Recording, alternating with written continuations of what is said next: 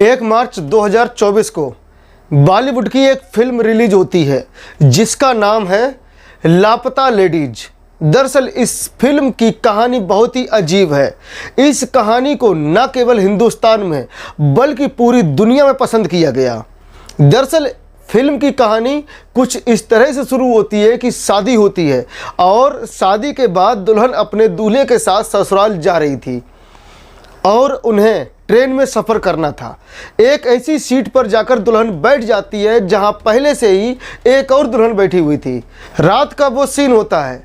दुल्हन का घूंघट कुछ ज़्यादा नीचे था, इसलिए दूल्हा जब अपने स्टेशन पर आकर उतरता है तो उसको ये नहीं पता चलता है कि वो अपनी दुल्हन को लेकर जा रहा है या किसी और की दुल्हन को लेकर जा रहा है।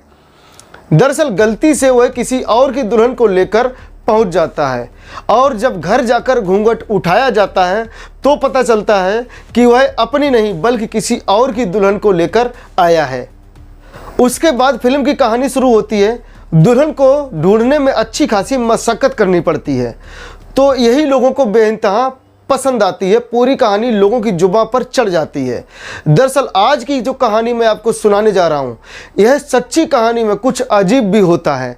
दरअसल एक ऐसा व्यक्ति था जो दुल्हन के पास जाता था और सामने बड़ा सा घूंघट होता था और दुल्हन को यही नहीं पता चलता था कि उसके सामने दूल्हा कौन है, वो असली है या नकली है।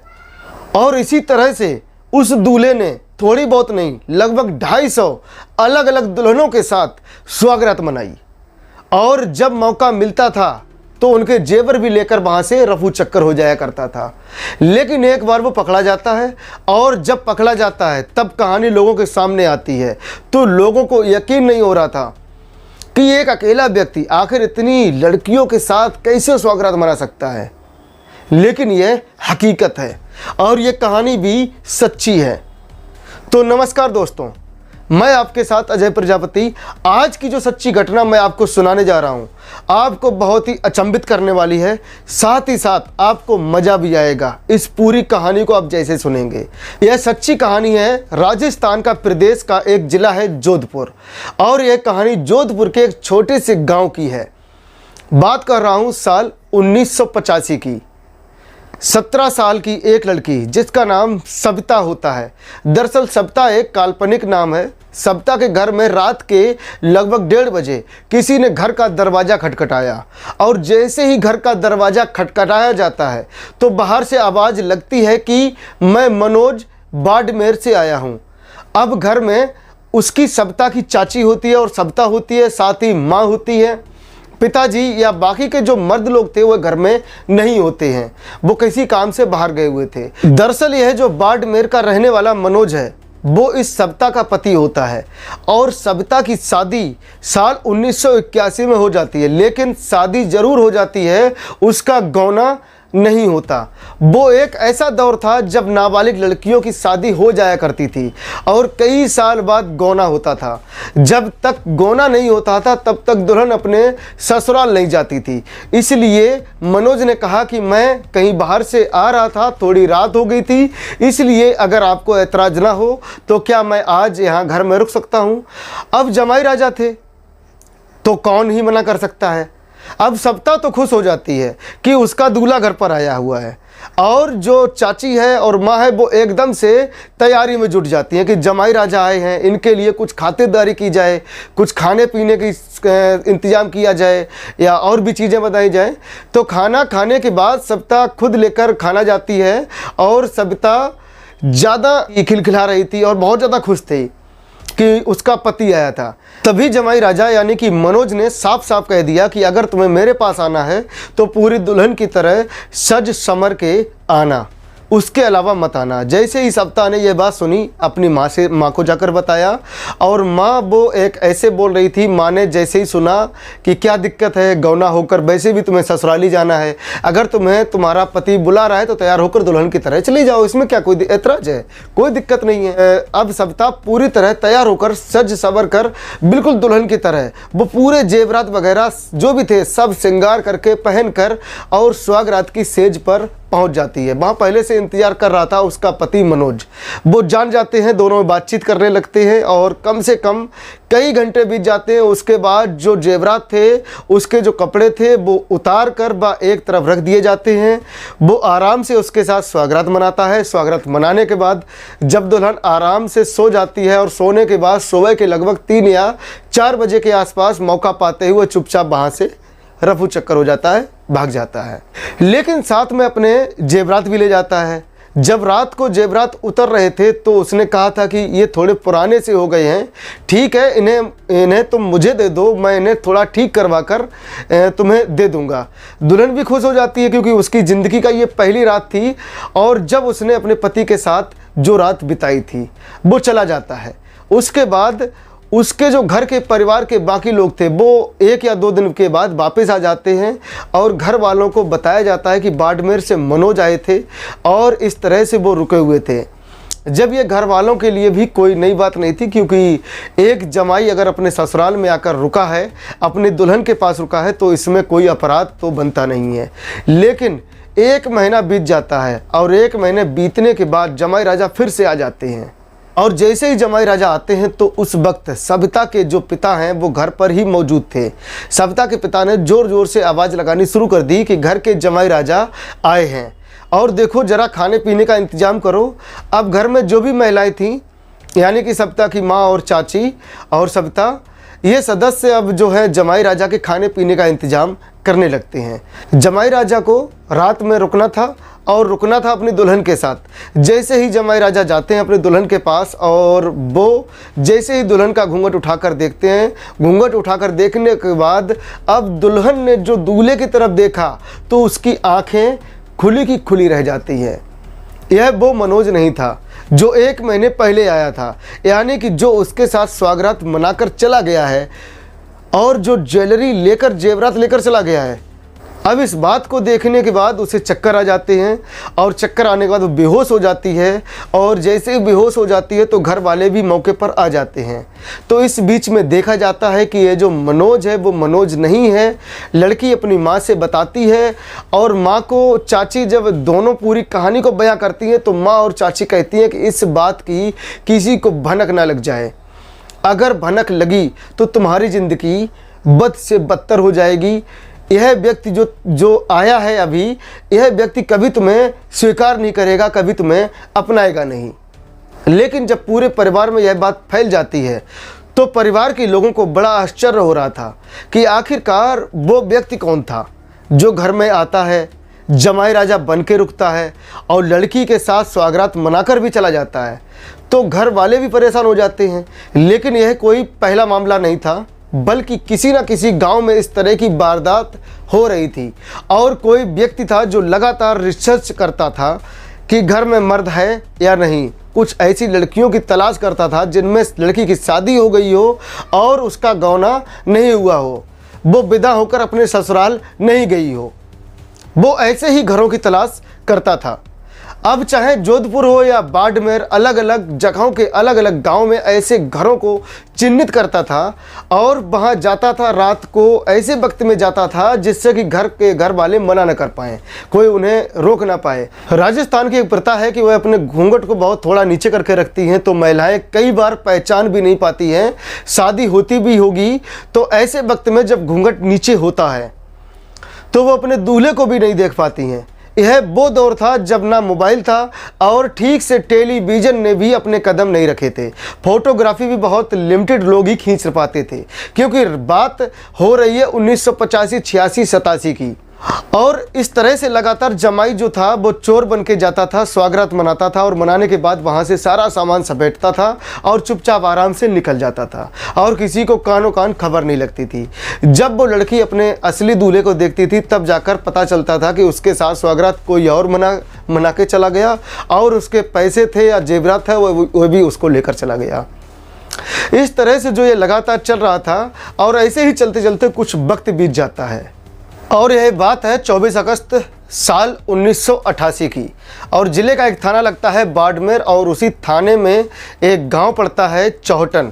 बात है रात के लगभग 9:30 बजे के आसपास की।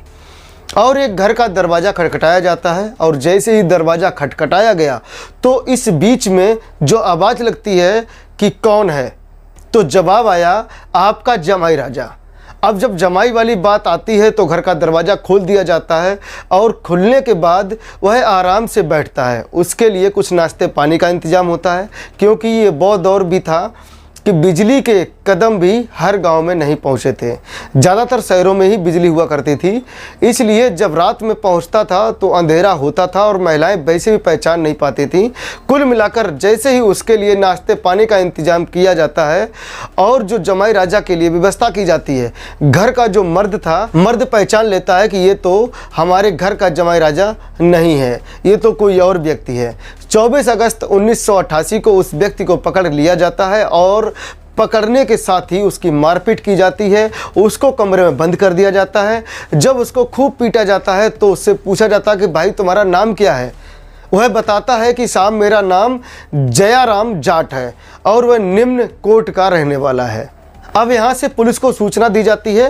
पुलिस मौके पर आती है और मौके पर आने के बाद उस व्यक्ति को गिरफ्तार करती है और गिरफ्तार करने के बाद जब हवालात में ले जाने के बाद उसके खिलाफ सबसे बड़ी दिलचस्प बात जो होती है कि इस तरह के मामले ज़रूर हो रहे थे, लेकिन कोई भी अपनी बेटी के साथ जो हुआ, इस तरह से कह सकते हैं कि रेप ही हुआ था, पर थाने में कई मामले आ रहे थे और जो मामले आ रहे थे उसमें वो रेप नहीं लिखवा रहे थे बल्कि उसमें चोरी लिखवा रहे थे।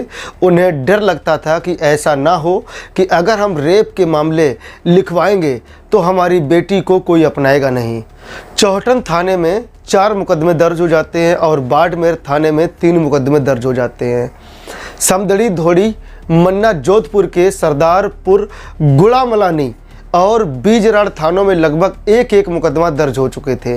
कुल मिलाकर इस तरह से 19 मुकदमे अब तक दर्ज हो चुके थे और 19 मुकदमों में ज़्यादातर चोरी के ही मामले दर्ज हुए थे कि जैसे रात में चोर आया और हमारी बेटी के सारे जेवरात लेकर चला गया, लेकिन यह नहीं बताते थे कि उन्होंने उसके साथ स्वागरात मनाई और उसके साथ तैयार होकर बैठ गई और उसने इस तरह से अपना काम किया।